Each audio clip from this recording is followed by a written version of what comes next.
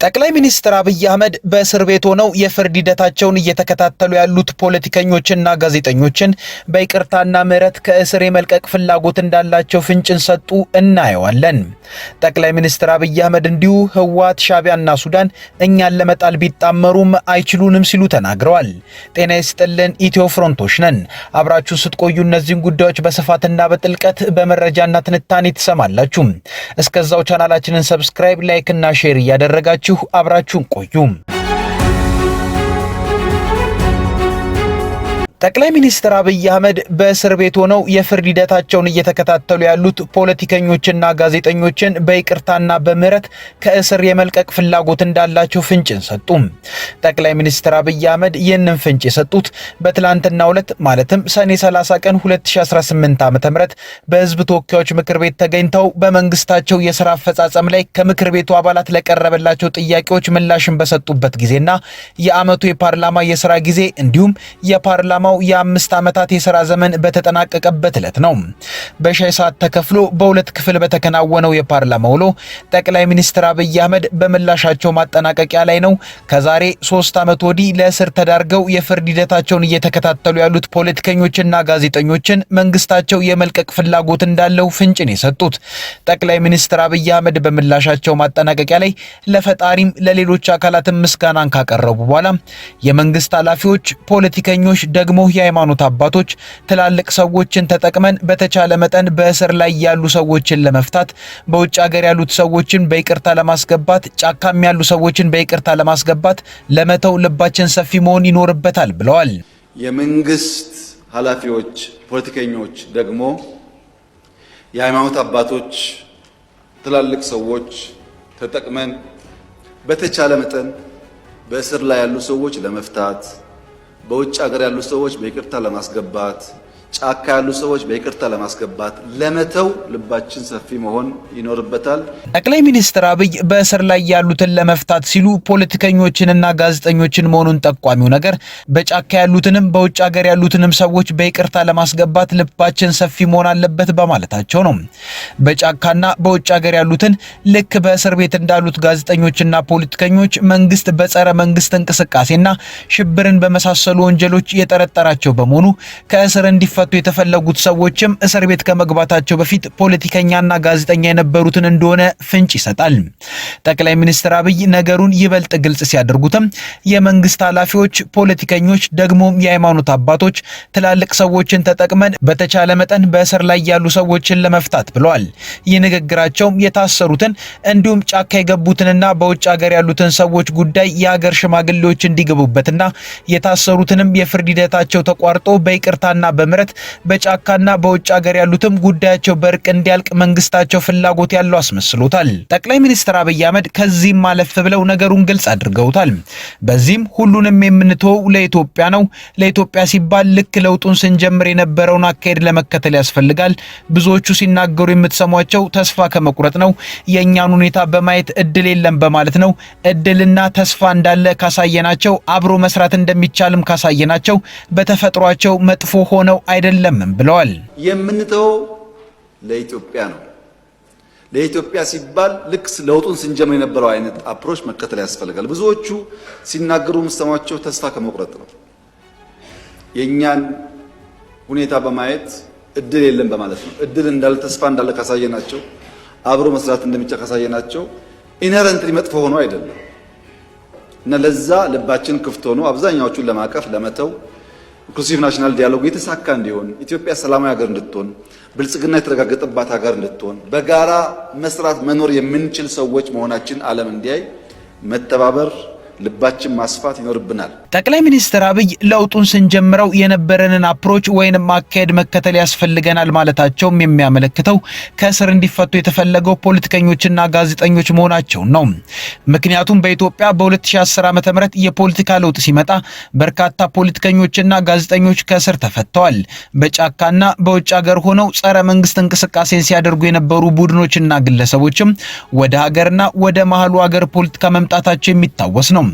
ከቅርብ ዓመታት ወዲህ ብልጽግና ፓርቲ ባቋቋመው መንግስት ውስጥ ሆነው ከፍተኛ ባለስልጣን የነበሩ በተቃውሞ ጎራም የተሰለፉ ፖለቲከኞች መንግስት በአፍራሽ እንቅስቃሴ ጠርጥሮ ከሷቸው እስር ቤት ነው ያሉት። አንዳንዶቹ የህዝብ ተወካዮች ምክር ቤትና የክልል ምክር ቤት አባላትም ናቸው። ከነዚህ መካከል አቶ ዮሐንስ ቧያለው ይገኙበታል። አቶ ዮሐንስ በኢትዮጵያ የፖለቲካ ለውጥ ከመጣበት ከ2010 ዓ.ም ጀምሮ ከፊት መስመር የነበሩ ናቸው። ብአዴን ፈርሶ የአማራ ዲሞክራሲያዊ ፓርቲ አዴፓ ሲመሰረትም የጽህፈት ቤት ኃላፊ ሆነውም ነበር። በክልልም በፌዴራል ደረጃም በሚወሰኑ ፖለቲካዊ ውሳኔዎች ውስጥም የራሳቸው ተጽዕኖ ያላቸው እስከ መሆንም የደረሱ ናቸው። በስድስተኛው ሀገር አቀፍ ምርጫ ብልጽግና ፓርቲን ወክለው አማራ ክልል ምክር ቤት ወንበር አግኝተዋል። ከጊዜ በኋላ ግን በፓርቲው ውስጥ በተፈጠረ ችግርና በክልሉ የተፈጠሩ ምስቅልቅሎችን ተከትሎ አቶ ዮሐንስ ቧያለው ወክለው የገቡት ብልጽግና ፓርቲን አጥብቀው መተቸት ጀመሩ። የአማራ ክልል ምክር ቤት ስብሰባ በተካሄደ ቁጥርም የእሳቸው ረዘም ያሉ ትችት አዘል ንግግሮችን ማድመጥም የተለመደ ሆኖ ነበር። ከሆነ ጊዜ በኋላ መንግስት በወንጀል ጠርጥሬያቸዋለሁ ብሎ ከሶ እስር ቤት ነው አሁን ያሉት። በአዲስ አበባ ምክር ቤት መቀመጫ ያላቸው ብልጽግና ፓርቲን ወክለው መቀመጫ ያገኙ ሰዎችም እንዲሁ በወንጀል ተጠርጥረው እስር ቤት ይገባሉ። ከተቃዋሚ ፓርቲ በኩልም የአማራ ብሔራዊ ንቅናቄ አብን ፓርቲን ወክለው በህዝብ ተወካዮች ምክር ቤት ወንበር ያሸነፉት ክርስቲያን ታደለም እንዲሁ በተመሳሳይ ሁኔታ እስር ቤት ነው ያሉት። በሚዲያ ላይ የፖለቲካ ትንታኔዎችን በመስጠት የምትታወቀው መስከረም አበራ፣ ዳዊት በጋሻው፣ ጎበዜ ሲሳይም እንዲሁ በእስር ሆነው የፍርድ ሂደታቸውን እየተከታተሉ ነው። ጠቅላይ ሚኒስትር አብይ በሰጡት ፍንጭ መሰረት እነዚህ ፖለቲከኞችና ጋዜጠኞች ሊፈቱ ይችሉ ይሆናል። ህወሓትም ጭምር ቀልብ ከገዛ ለመነጋገርና ሰላም ለማምጣት ጥረት ማድረግ ያስፈልጋል። ከሰላም ሙከራ ውጭ ያለው ጉዳይ ለኛ አይጠቅመንም ሲሉም ጠቅላይ ሚኒስትር አብይ አህመድ ተናግረዋል። ቲፒኤልኤፍም ጭምር ቀልብ ከገዛ አእምሮ ከገዛ ለመነጋገርና ሰላም ለማምጣት ጥረት ማድረግ ያስፈልጋል። ከሰላም ሙከራ ውጭ ያለው ጉዳይ ለኛ አይጠቅመንም። የሚያስፈልገን ብልጽግና ነው፣ ልማት ነው። ለዚህ ደግሞ መላው ኢትዮጵያ ህዝብ ከጎናችን እንዲያግዘን በዚህ አጋጣሚ ጥሬን እያቀረብኩ ኢትዮጵያ በልጆቿ ጥረት ታፍራና ተከብራ ዘላለም ትኖር። ብልጽግናን እናረጋግጣለን። በርቱ፣ እንበርታ እላለሁ። አመሰግናለሁ። ጠቅላይ ሚኒስትር አብይ አህመድ ህወሓት፣ ሻዕቢያና ሱዳን እኛን ለመጣል ቢጣመሩም አይችሉንም ሲሉ ተናገሩ። ጠቅላይ ሚኒስትሩ በፓርላማ ንግግራቸው ህወሓት፣ ሻዕቢያና ሱዳን የደርግ ዘመንን ጥምረት በማንሳት ሱዳን፣ ህወሓትና ኤርትራ በጋራ እየሰሩ መሆኑን ገልጸዋል። ሆኖም ወቅቱ በፊት ከነበረው የተለየ በመሆኑ መቼም አይሳካላቸውም ነው ያሉት። ባረጀ ባፈጀ ስልት ብትታገሉን አትችሉንም። ያኔም ቢሆን የተሳካላችሁ አውቆም ይሁን ሳያቅ እየቀመለ በሸበጥና ጎማ ጫማ እየሄደ ለመዋ ጋት የፈቀደ ስለነበር ነው እንዳትረሱት ሲሉ ገልጸዋል። አሁን ላይ ግን ጊዜው በመቀየሩ 22 ላይ ቤትና ፎቅ አስቀምጣችሁ መዋጋት አትችሉም ሲሉ በህወሓት ሰዎች ላይ ተሳልቀዋል። ጠቅላይ ሚኒስትር አብይ 50 ዓመት ሙሉ የቆየው የህወሓት ፓርቲ አሁን ላይ ከወጣቶች ጋር መግባባትና መስማማት ካልቻለ ኪሳራ ነው በማለትም ማንም ሰው ህወሓት ያሸንፋል ብሎ መጠበቅ የለበትም ሲሉ ገልጸዋል። ህወሓትና ድልም አራምባና ቆቦ ናቸው ሲሉ የህወሓት ቡድን አሁን ባለበት ሁኔታ ምንም አይነት ተስፋ እንደሌለው ገልጸዋል። ጠቅላይ ሚኒስትሩ በፓርላማ ተገኝተው በሰጡት ማብራሪያ ሱዳን፣ ህወሓትና ኤርትራ በኢትዮጵያ ላይ በጋራ እየሰሩ መሆናቸውን የገለጹ ሲሆን ድርጊቱን የደርግን ስርዓት ለመጣል ከነበረው ጥምረት ጋር በሚመሳሰል መልኩ ስማቸው ያልተጠቀሱ የውጭ ኃይሎች ከጀርባ እየተሳተፉ መሆኑንም ጠቁመዋል። ጠቅላይ ሚኒስትሩ በህዝብ ተወካዮች ምክር ቤት ቀርበው በሰጡት ማብራሪያ ይህ የተባለው ጥምረት በኢትዮጵያ ሉዓላዊነት ላይ የሚደቅነው ምንም አይነት ስጋት እንደሌለም አስታውቋል። ጠቅላይ ሚኒስትሩ ለምክር ቤቱ ሲናገሩ ሻዕቢያ፣ ወያኔና ሱዳን ይቅርና ሌሎችን ቢጨመሩ ለኢትዮጵያ ሉዓላዊነት ቅንጣት ታህል ስጋት የላቸውም ብለዋል። ጠቅላይ ሚኒስትር አብይ እንዳሉት ምንም እንኳን ሱዳን፣ ህወሓትና ኤርትራ ቀደም ሲል እንደ አውሮፓውያን አቆጣጠር በ1991 የደርግ ስርዓት እንዲወድቅ ባደረጓቸው ዘመቻዎች ላይ በጋራ ተባብረው የነበረ ቢሆንም ዛሬ ላይ ግን ተመሳሳይ ውጤት ማምጣት አይችሉም ብለዋል። ምኞት፣ ያለፈ ስልት እስረኛ የመሆን ምኞት ትናንትና ሻዕቢያና ወያኔ ከሱዳን ጋር ተባብረው ደርግን ጥለዋል። አሁንም እንደዛ ተባብረን እንጥላለን የሚል ምኞት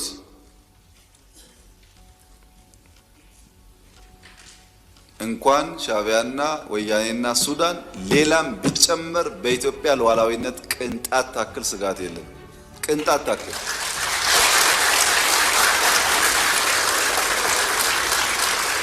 ያን ለመከላከል የሚያስችል ብቃት እየገነባን ያለነው ጊዜው ሲደርስ እንዳስፈላጊነቱ እንገልጻለን። እኛ ስጋት የለብንም።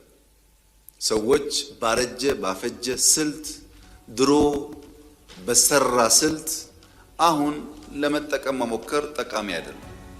ምክንያቱም ያኔ ስልቱ የሰራው በሸበጥ ጮፈሬ የላስቲክ ጫማ መሄድ የፈለገ መቅመል የፈለገ መራብ የፈለገ ቢገባውም ባይገባውም ወስቶ የተከተለ ኃይል ነበረ። አሁን ግን 22 እና መገናኛ ህንፃ አስቀምጠህ እዛ በመቀመጥ አይሆንም ማለት ነው። ተቀይሯል ጊዜው። አብይ አክለውም ስማቸውን ከጠቀሷቸው 3 አካላት በተጨማሪ ሌሎች ስማቸው ያልተጠቀሱ አካላት ይህንን ጥምረት እየደገፉ መሆኑን ጠቁሟል። ጠቅላይ ሚኒስትሩ በአሁኑ ወቅት ያለውን ሁኔታ የመጥረቢያ ፖለቲካ ሲሉ የገለጹት ሲሆን የመጥረቢያ ክፍሎችን በመጠቀም በአካላቱ መካከል ያለውን ግንኙነት በምሳሌ አስረድተዋል። እንደ ጠቅላይ ሚኒስትር አብይ ገለጻ የመጥረቢያ ብረት ህወሓትን የሚወክል ሲሆን የራሱ ዓላማ የሌለውና የሌሎችን ፍላጎት ብቻ የሚያስፈጽም ነው ብለውታል። ሻዕቢያ ሲሉ የጠሩት ኤርትራ ደግሞ ብረቱ ስራውን እንዲያከናውን ከሚያስችለው ከመጥረቢያው የእንጨት እጀታ ጋር አመሳስለውታል። ጠቅላይ ሚኒስትር አብይ የእንጨት እጀታው በያዘው እጅ እንደሚመራ የገለጹ ሲሆን ይህንን እጅ ከተባለው ጥምረት በስተጀርባ ኃይል እንዳለ ገልጿል። ከጀርባ ሆነው ስለሚንቀሳቀሱት የእነዚህ አካላት በተደጋጋሚ ቢጠቅሱም ማንነታቸውን ግን ለይተው አልተናገሩም። ትኩረቱ ብረቱ ወይንም እጀታው ላይ ብቻ መሆን የለበትም ያሉት ጠቅላይ ሚኒስትሩ ይልቁንም እነርሱን ወደ ፈለገበት አቅጣጫ በሚያዞሩት ስማቸው ያልተጠቀሱ ተዋናዮች ላይ መሆን እንዳለበትም በመጥቀስ እነዚህ ኃይሎች እስካሉ ድረስ መሰረታዊ ችግር ሊፈታ እንደማይችል ተናግረዋል። የመጥረቢያ ፖለቲካ ሰለባ ነው ትግራዋይና ኢትዮጵያውያን የሆኑት። መጥረቢያ 3 አክተሮች አሉት። አንደኛው አክተር ከብረት የሚሰራው የሚቆርጠው የተሳለ ነገር፣ ሁለተኛው አክተር ተጣሞ እዚያ ውስጥ የሚገባው እንጨት ነው። ሶስተኛው አክተር እንጨቱን ይዞ የሚቆርጠው አካል። የመጀመሪያው ብረቱ የተሳለው መጥረቢያ ምንም ዓላማ የለውም። የእንጨቱን ዓላማ ይፈጽማል። እንጨቱ ሲያዘው ብቻ የእንጨቱን ፍላጎት የእንጨቱን ዓላማ ፈጻሚ እንጂ የራሱ ሐሳብ የራሱ ዓላማ የለውም። እንጨቱም የያዘውን እጅ ወደ መራው የሚሄድ በያዘው እጅ የሚታዘዝ የያዘውን እጅ ፍላጎት የሚመልስ እንጂ የራሱ ዓላማ የለውም። ቲፒኤልኤፍ እንደ መጥረቢያ ነው። መያዛው እንጨት እንደ ሻዕቢያ ነው። ዋናው አዛዦች ባለጉዳዮች ሌሎች ናቸው።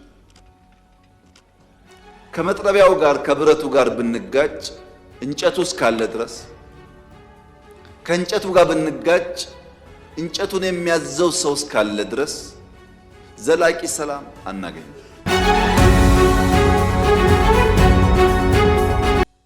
ከኢትዮ ፍሮንት የዛሬ ጉዳዮቻችን እነዚህ ነበሩ። አብራችሁን ስለቆያችሁ እናመሰግናለን። ቻናላችንን ሰብስክራይብ አድርጉልን። መልካም ጊዜ